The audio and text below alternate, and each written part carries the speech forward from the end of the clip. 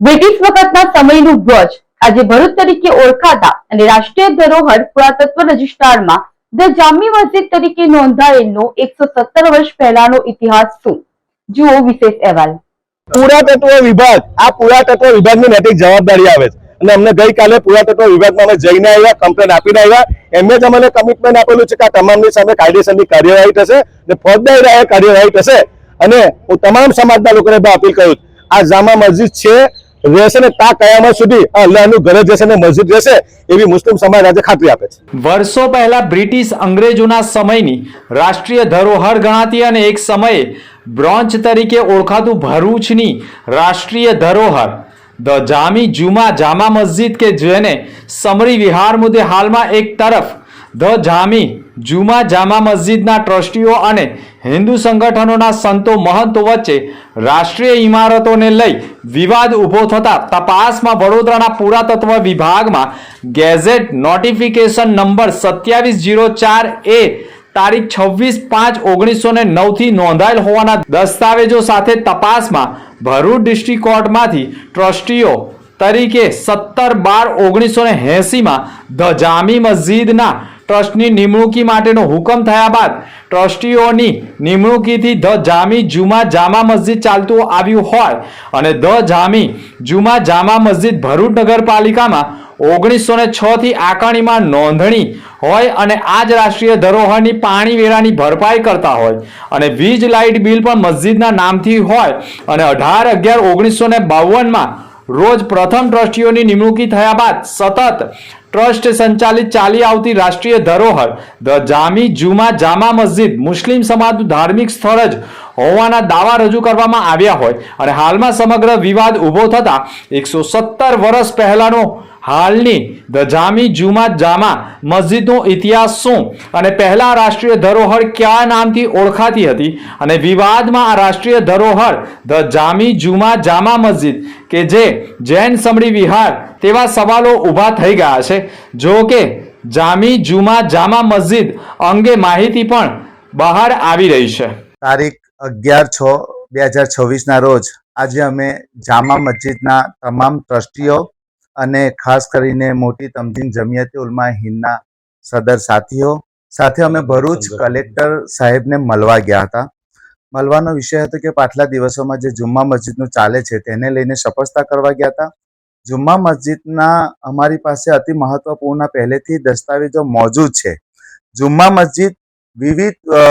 ભાગોમાં જુમ્મા મસ્જિદ જામા મસ્જિદના નામથી રજીસ્ટર છે, જેમ કે પુરાતત્વ વિભાગના અંદર 1909 અંદર રજીસ્ટર કરે છે, ભારત સરકારના મુંબઈ ગેજેટના અંદર 1907 થી નોંધાયેલી છે, વકફ બોર્ડના અંદર પણ જે ડિસ્ટ્રિક્ટ કોર્ટ દ્વારા ટ્રસ્ટીઓની નિમણૂક કરવામાં હતી। જુમ્મા મસ્જિદ ટેમ્બલ ભારત સરકારના પુરાતત્વ વિભાગમાં આવે છે, પરંતુ ત્યાં દૈનિક નમાજ વ્યવસ્થા કરવાનો અધિકાર મુસ્લિમ કમિટીનો છે અને તે ટ્રસ્ટીઓ નિમવા ડિસ્ટ્રિક્ટ કોર્ટ જે તે વખત કરતી હતી, જેનો પહેલો હુકમ 1952 ના રોજ પડેલો છે, જે વકફ બોર્ડના પીટીઆર ના અંદર શપથ દેખાઈ આવી છે।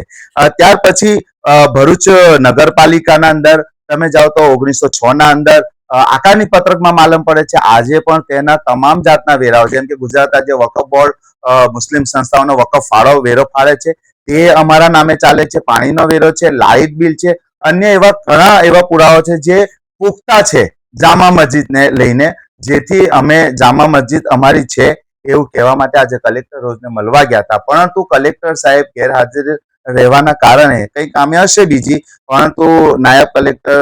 મળ્યા અને એમણે આશ્વાસન આપ્યું છે કે 5 વાગે તમને સાહેબ મળશે। એ આશ્વાસન સાથે અમે પાછા આવ્યા છે। ફરી 5 વાગે એમને મળીને મહત્વના દસ્તાવેજો છે એમને સોંપી અને પ્રસિદ્ધ કરીશું કે આ ભરૂચની ઐતિહાસિક જામા મસ્જિદ છે, જેથી ભરૂચની સરકારી ઇમારતો જેમ કે કલેક્ટર ઓફિસમાં પણ જામા મસ્જિદની ટ્રસ્ટી છે ઇતિહાસ તરીકે, રેલવે સ્ટેશન જેવી મહત્વની જે સરકારી ઇમારતો ત્યાં પણ ભરૂચમાં ફરવા લાયક ઐતિહાસિક સ્થળ જામા મસ્જિદ તરીકે ઓળખાય છે। બસ અમે એ જ નિવેદન લઈને કલેક્ટર સાહેબ પાસે ગયા।